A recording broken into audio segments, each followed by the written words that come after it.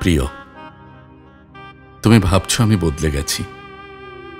না, আমি বদলাইনি, সে আগের মতোই আছি।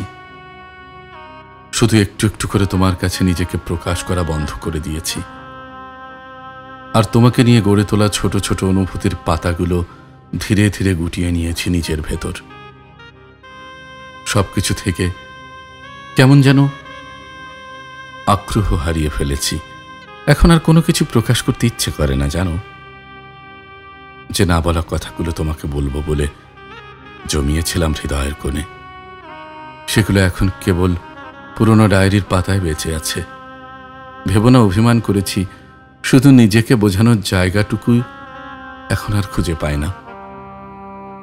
আমি এখনো বিরহে কাতর, ভালোবাসায় নরম অনুভবে ভরা সে আগের মানুষটাই আছি। শুধু তোমার কাছে হারিয়ে ফেলেছি নিজেকে, শুধু নিজেকে হারিয়েছি।